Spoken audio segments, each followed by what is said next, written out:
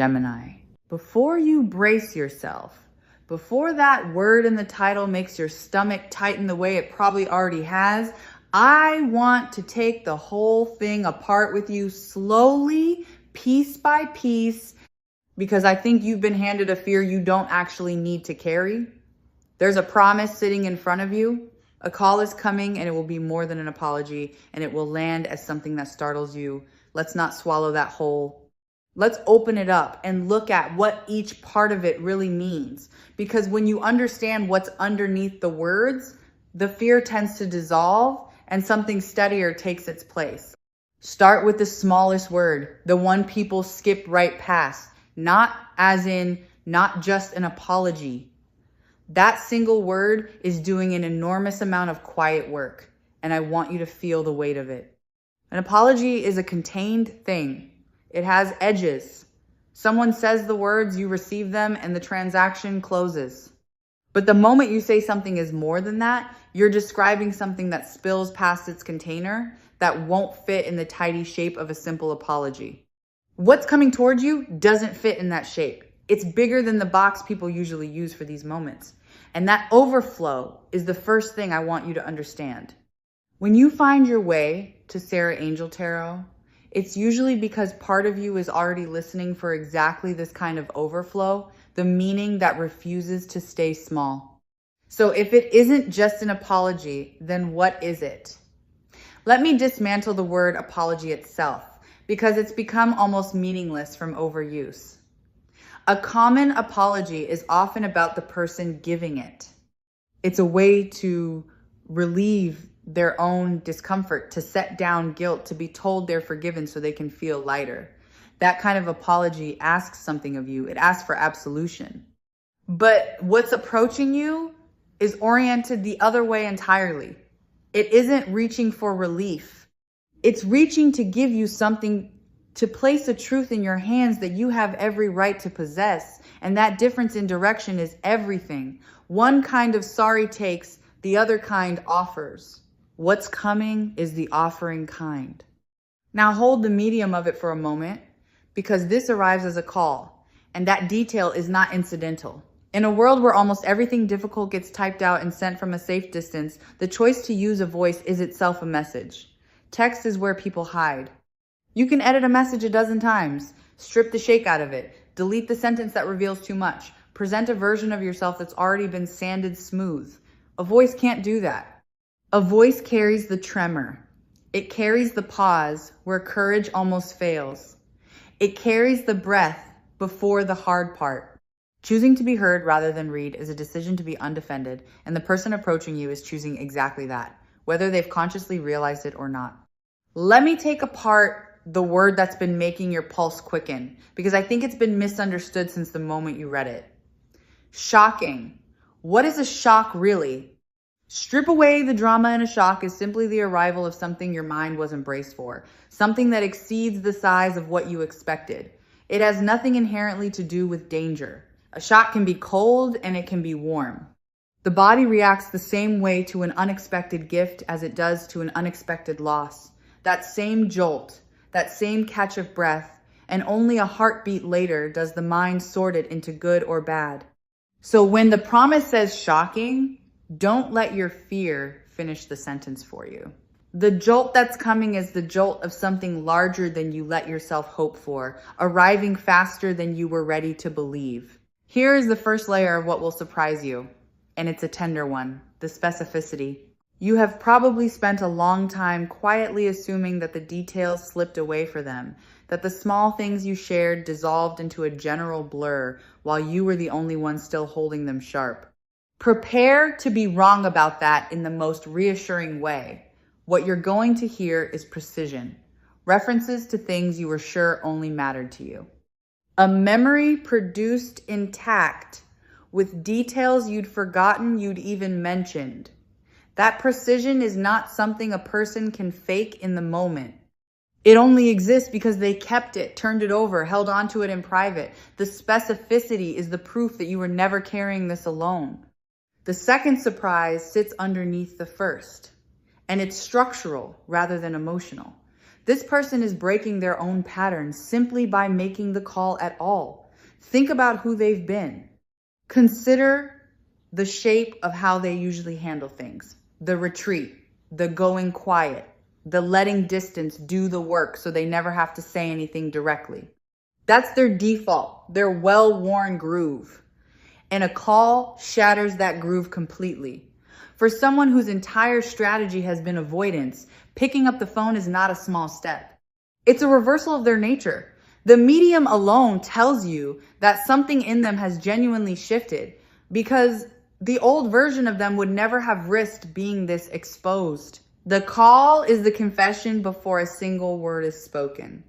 What you won't see, but what I want you to understand, is everything that happened before the phone ever rang. A call like this is the visible tip of a great deal of invisible preparation.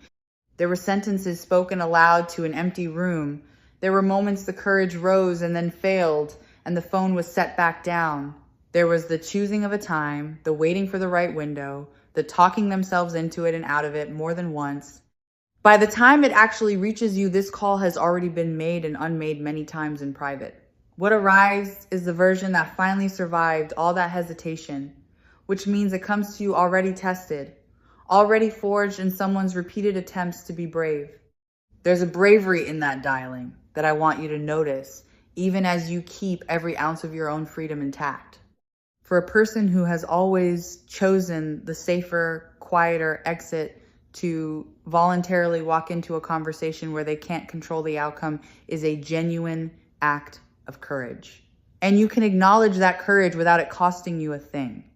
Recognizing that something was hard for them doesn't obligate you to reward it, doesn't require you to soften your own truth or hurry toward a particular ending. Two things can be true at once. What they did took real nerve, and you owe them nothing in return. Hold both. Generosity of perception and firmness of boundary can live comfortably side by side, and holding them together is a sign of exactly how whole you've become. Before they could confess anything to you, they had to confess something to themselves. And that inner reckoning was the harder one. They had to sit with the private admission that they were the one who let fear steer, who mistook distance for peace, who told themselves a comfortable story to avoid a costly truth. No one witnesses that inner confession. It happens alone, in the quiet, with no audience to perform for and no forgiveness on offer to make it easier. And it's the necessary first step. Because a person cannot hand you an honest truth they haven't first admitted to themselves. The call you receive is the outward echo of a much lonelier conversation they already had in the dark. And the fact that they survived that private one is why they can now reach the one with you. Let me follow the thread of what actually drove them to it. Because a reversal like this doesn't happen without a reckoning behind it. Somewhere in the quiet, they ran out of room. The story they'd been telling themselves, the one where they were fine, where the distance was mutual, where they'd made the sensible choice, stopped holding up. There's a particular kind of silence that eventually turns on the person keeping it, and theirs did.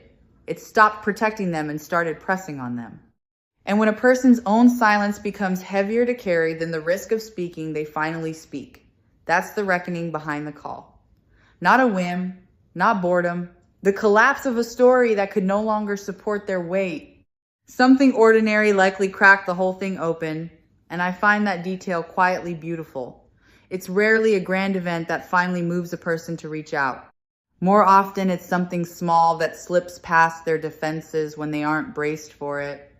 A place they turned a corner into without thinking. A phrase someone else said that landed too close. A stretch of quiet that let a feeling they'd been out running finally catch up with them. Whatever it was, it bypassed the guard. They kept posted and touched the thing underneath directly. And once that thing was touched, it would not settle back down. A dam rarely breaks at its strongest point. It breaks where the water finally finds a way through, and something unremarkable found the way through for them. Consider what had to be outweighed for this to happen, because it will help you understand the size of it. Pride is heavy. For a lot of people, pride is the single heaviest thing they own, the last thing they'll set down. It guards them. It lets them believe they were right, that they don't need anyone, that reaching out would be a defeat.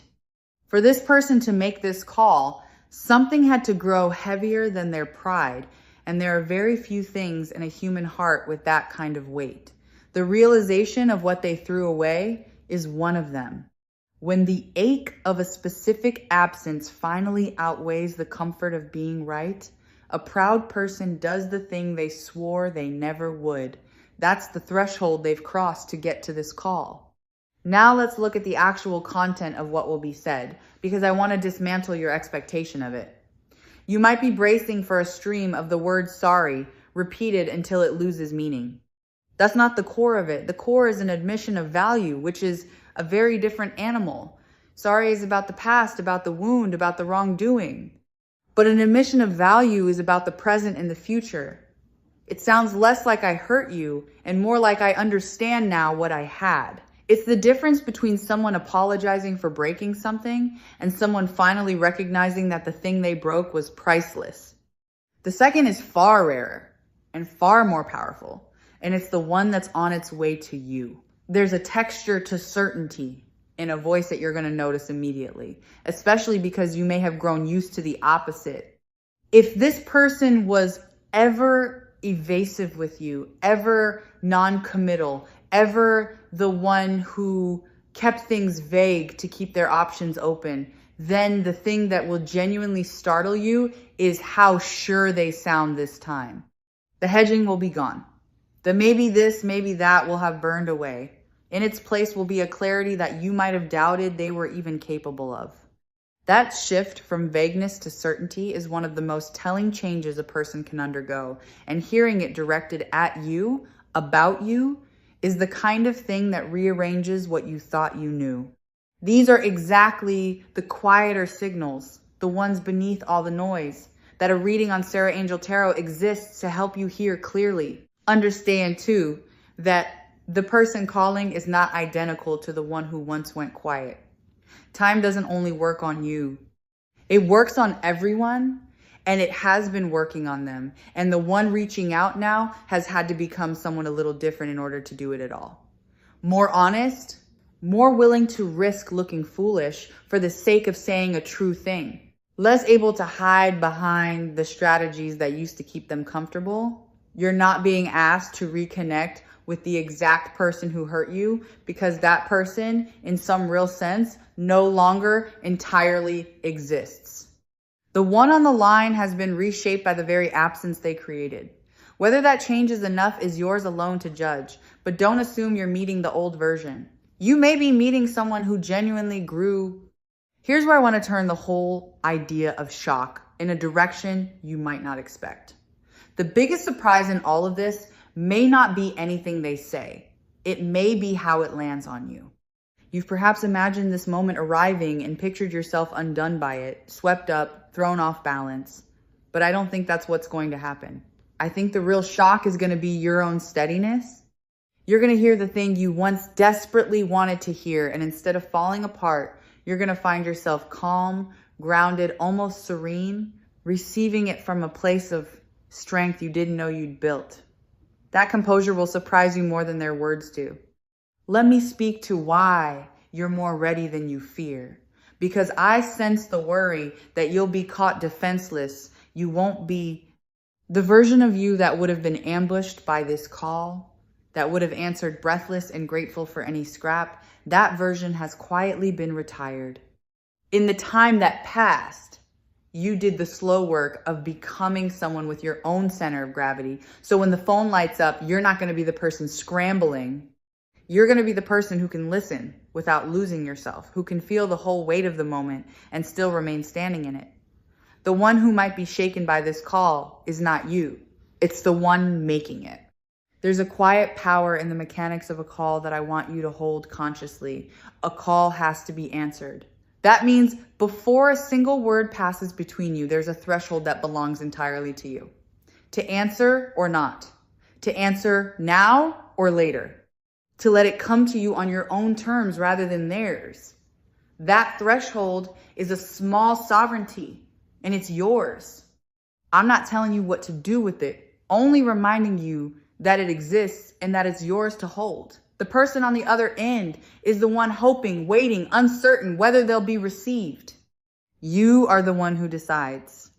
Notice how different that is from the position you may have felt you were in before. Picture the actual instant it begins, because I want you to meet it prepared rather than startled. The screen lights. A name or a number appears, and in that first half second, your whole body will react before your mind is caught up. That quick lift in the chest, that sudden sharpening of attention. I want you to know that this jolt is not a warning. It's only your system registering that something significant has arrived. Let it move through you. Take a single breath before you do anything at all.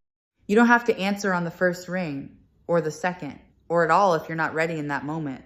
The phone can wait for you far more easily than you've been made to feel you must rush toward it. Meet the moment on your own rhythm, and let that one breath carry you back to your center before you decide a single thing. Return with me to the idea of voice, because there's a layer of it I haven't opened yet. When someone speaks to you rather than writes, they hand you far more than their words. They hand you their tone, which can't lie the way text can. They hand you the speed of their speech, which quickens with nervousness and slows with weight. They hand you the places where their voice thins or catches. All of this is information, and none of it can be edited out in real time. So even before you weigh what they say, you'll be receiving a whole second conversation underneath it, the one their body is having without permission. And that underneath conversation is often the truest thing in the room. Listen, when the moment comes for the pauses, because the pauses will tell you a great deal. The silences a person leaves in the middle of a hard sentence are not empty. They're where the difficulty lives. A pause before a certain word is the sound of someone gathering themselves to say the thing that costs the most. If you hear those hesitations, don't read them as uncertainty about you. Read them as the opposite, as evidence that what they're saying matters enough to be hard. People rush through what they don't mean. They slow down and stumble through what they do. The unsteadiness will be your confirmation, not your warning. Consider why this truth insisted on arriving as a call rather than settling for something easier, because the choice reveals the intention. A message could have been sent quietly, deniably, from behind the safety of a screen. And if all this person wanted was to check a box or ease their conscience, that's the route they would have taken.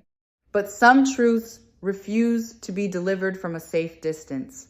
They demand the risk of being heard in real time, of not knowing how they'll be received, of being fully present for the response, whatever it is.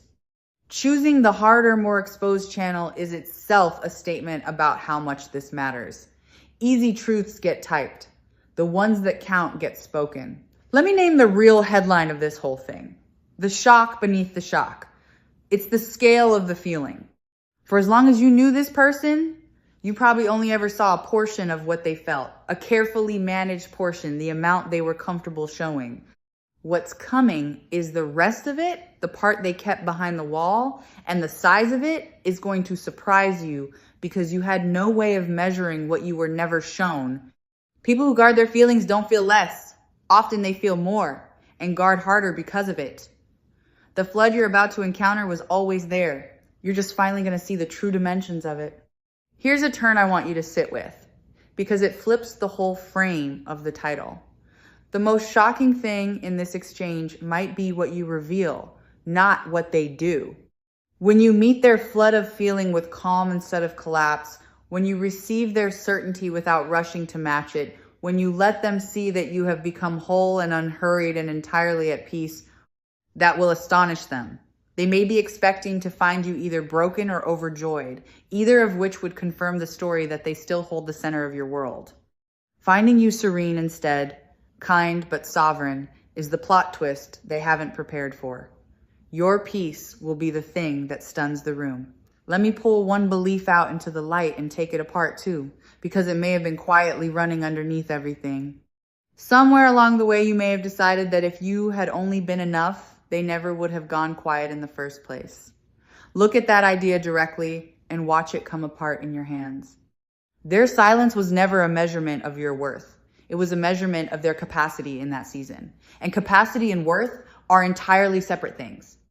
A person can fail to hold something precious not because it lacks value, but because their hands weren't ready for it.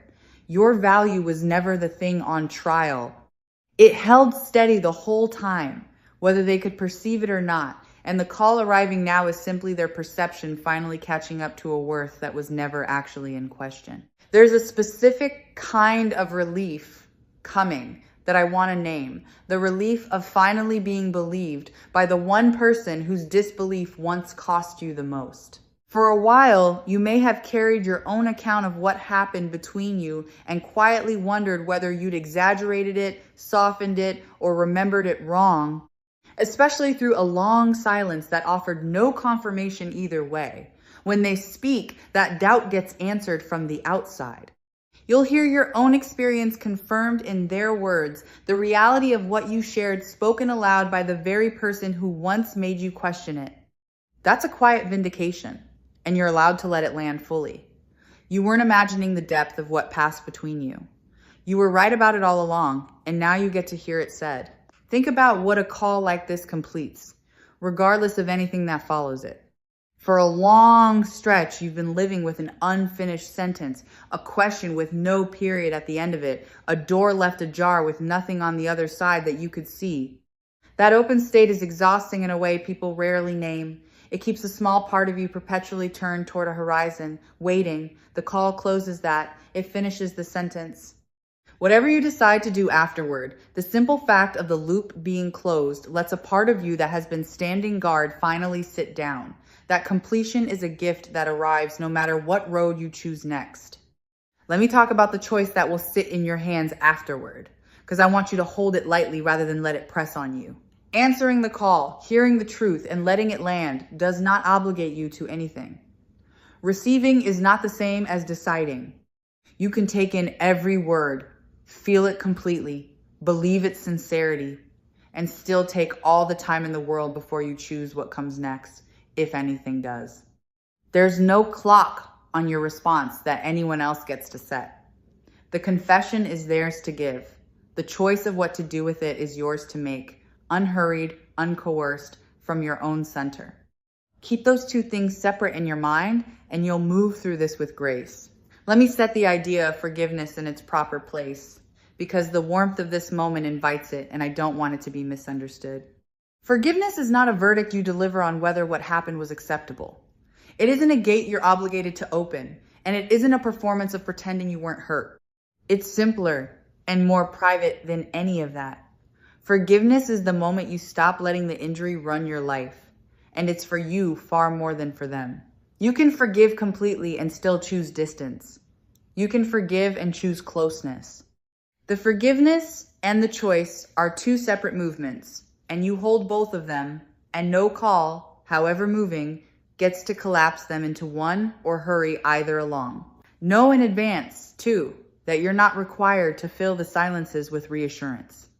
When someone pours out a truth, there's a strong pull to immediately soothe them, to say it's all right, to hand back comfort so the moment stops being uncomfortable. You don't owe that. You're allowed to receive what's said and simply let it sit. You're allowed to say you need time. You're allowed to offer nothing more than an honest acknowledgement that you heard them. The instinct to rescue the other person from the discomfort of their own vulnerability is a generous one, but it isn't a debt. Let the words they spoke stand in the open air without rushing to wrap them in your response. That restraint is not coldness, it's self-possession, and it belongs entirely to you. And if you do choose to let this person move any closer, know that you don't have to return the trust they once held as though nothing happened in between. Trust is not restored by a single moving call, however sincere it sounds. It's rebuilt slowly, through consistency shown over time, through small promises kept when no one is watching. There's no shame in asking for that gradual rebuilding rather than granting instant restoration. In truth, the willingness to let trust be re-earned at your own pace is one of the healthiest things you can carry into any second chapter. Watch, in whatever days might follow, whether they honor the pace your heart needs or push against it, How they treat your need for time will tell you nearly everything worth knowing. Notice how different this moment is from the ones you may have rehearsed in the harder stretches. Back when the silence was fresh, a call like this would have felt like rescue, like being pulled from water. Now it arrives as something cleaner, a meeting, rather than a rescue, because you're no longer drowning. You learned to stand in your own water a long time ago, so the call doesn't save you from anything.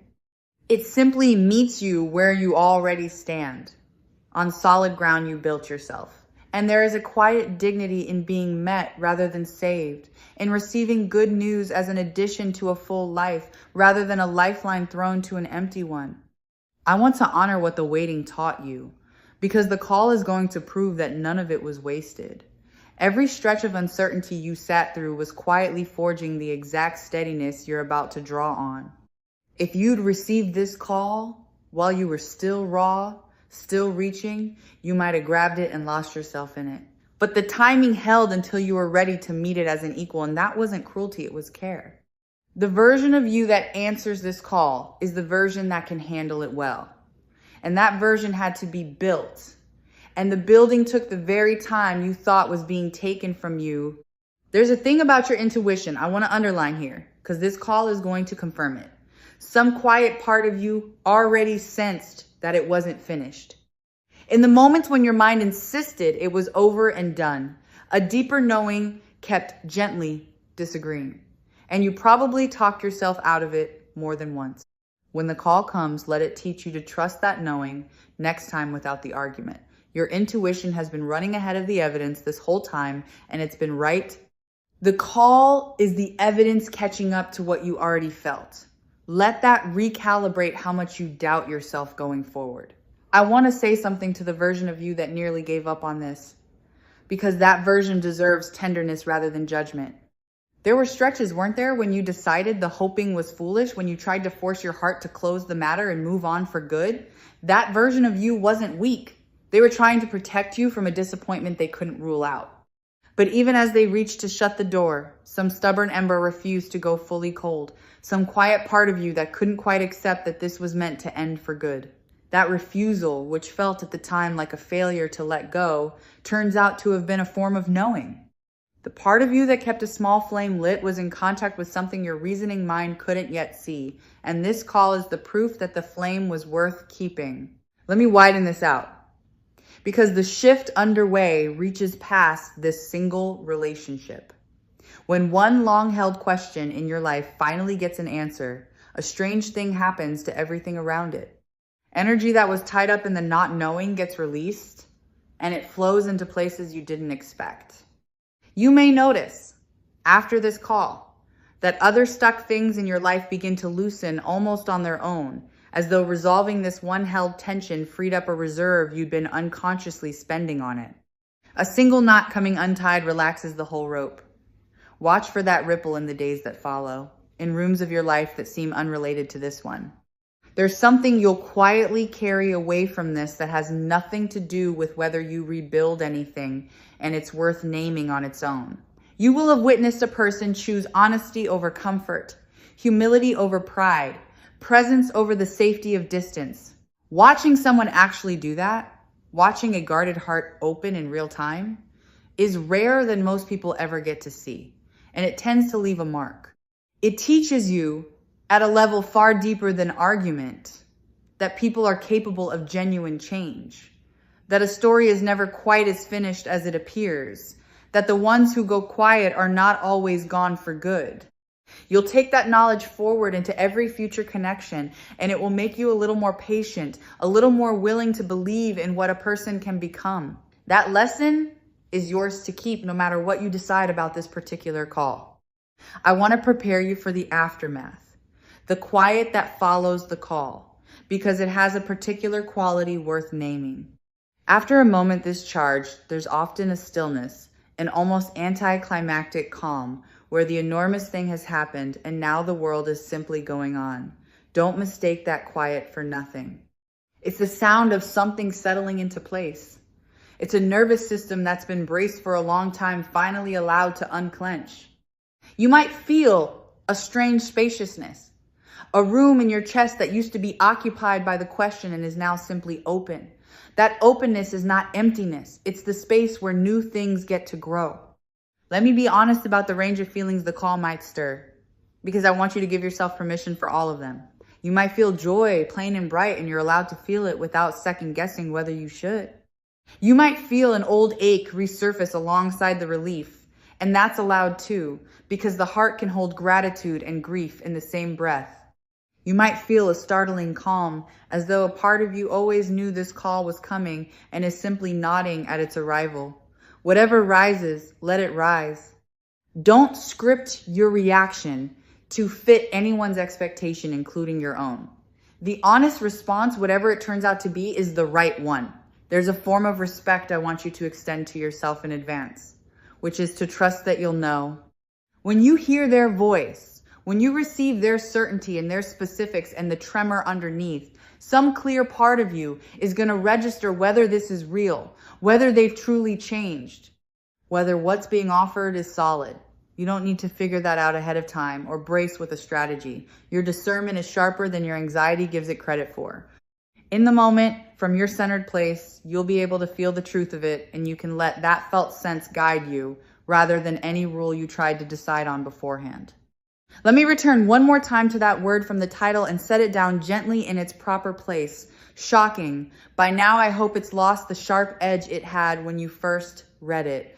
What's genuinely surprising here is not a threat and not a catastrophe. It's the scale of a feeling you were never shown, the reversal of a pattern you thought was permanent, the precision of a memory you assumed had faded, and above all, the steadiness you're going to discover in yourself when the moment finally lands. Those are the shocks. Every one of them is a good thing wearing the costume of surprise. Let the surprise in. There's nothing underneath it that you need to fear. As this reading settles toward its close, I want to leave you standing in your own strength rather than watching the phone. Because the truth at the center of all of this was never really about the call. It was about the fact that you became someone who could receive it well, hold your worth through the long quiet, and meet whatever arrives as a whole person rather than a waiting one. The call is coming, and it will be more than an apology, and it will surprise you in the gentlest possible ways. But you are the steady point at the center of it. Whatever you hear, you get to choose what happens next. From wholeness, in your own time, whenever the world gets loud again, and you need to find your way back to that center, you're always welcome here at Sarah Angel Tarot, where the quiet signals are taken seriously. Go softly now. Something honest is on its way to reach you, and you are more than ready to answer it.